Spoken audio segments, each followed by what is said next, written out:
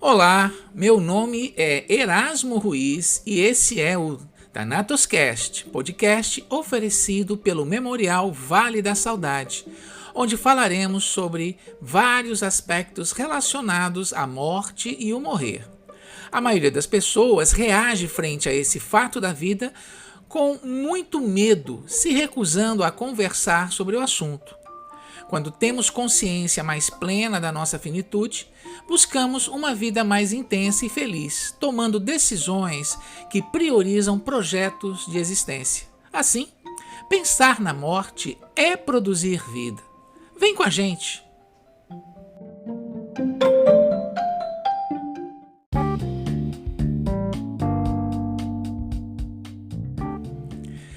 Thanatos Cast. Tudo o que você queria saber sobre a morte, mas não tinha coragem de perguntar.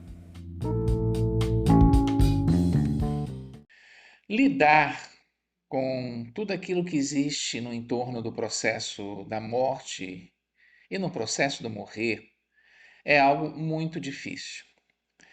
Eu posso estar dizendo para você uma coisa meio óbvia, né? Lidar com a morte é muito difícil, mas essa frase não é um clichê. Ela impacta de muitas formas na vida de todos nós e temos muitas maneiras diferentes de reagir a essa afirmativa. Mas talvez um dos lugares mais difíceis para a gente lidar com a problemática da morte seja no cotidiano dos hospitais. Então eu vou contar uma história para vocês que eu presenciei. Embora a morte seja algo muito triste, muito impactante, isso vocês perceberão nessa história, ainda assim a gente pode aprender muito com essas situações. Então vamos começar, não é? Ela estava feliz. O bebê nascera com quase 4 quilos. É verdade que a gravidez havia sido uma surpresa, mas havia afeto de sobra, aquela segurança que permite a um casal se imaginar envelhecendo, vendo os filhos crescerem e os netos chegarem. Eles eram pobres. Algum sacrifício havia sido feito para que essa criança já viesse ao mundo desfrutando do conforto de um berço e de um quarto improvisado. O garoto de 3 anos agora iria dormir mais no cantinho, para que o berço pudesse compor o diminuto espaço, mas estar no centro dele. A cesariana obrigava essa mãe a permanecer mais um tempo no hospital. Visitas vieram, todos acharam a criança linda, todos profetizaram sonhos. Vai ser um jogador de futebol, vai ser doutor, vai vencer na vida. O marido tinha que voltar para casa e ficar junto com outro filho, com creche logo pela manhã. Partiu assobiando o hino do time do seu coração. À noite, o olhar embevecido daquela mãe recebe o bebê para alimentá-lo mais uma vez. As mulheres dizem que a sensação de amamentar é intensa e muito, muito prazerosa. Ela relaxou e, sem que se apercebesse, adormeceu com a criança nos braços. Algum tempo depois, ela acorda. Um grito atravessa a noite no hospital e, como uma adaga, dilacera a alma de quem ouve. O bebê estava entre o corpo da mãe e a cama. Uma cor violácea havia tomado de assalto o rostinho corado. A criança não respirava mais. Repentinamente, o quarto está lotado. A criança estava morta já há algum tempo. Nada mais poderia ser feito por ela naquele momento. A mãe, desesperada, entra na mais absoluta negação. arranca o bebê das mãos do médico e grita para que todos saiam. A enfermeira, tentando ser absolutamente solícita, avisa: Mãezinha, o bebê morreu, temos que levá-lo. Agora a mãe, ainda mais desesperada, chutava quem se aproximava dela. Meu bebê não morreu, saiam daqui, me deixem com meu filho, ele está com fome.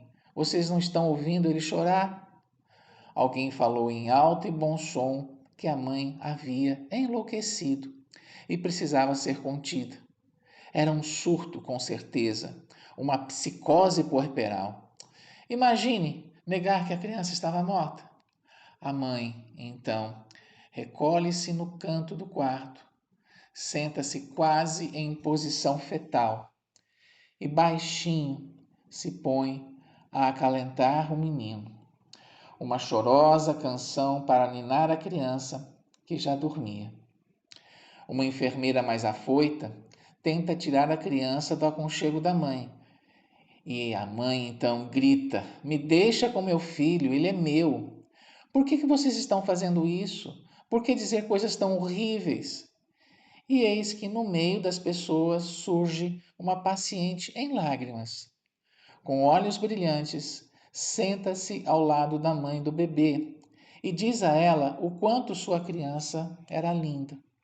Ao mesmo tempo, aconchega a mãe que aconchegava o filho morto. Não é possível que isso esteja acontecendo. Ele não morreu, dizia a mãe.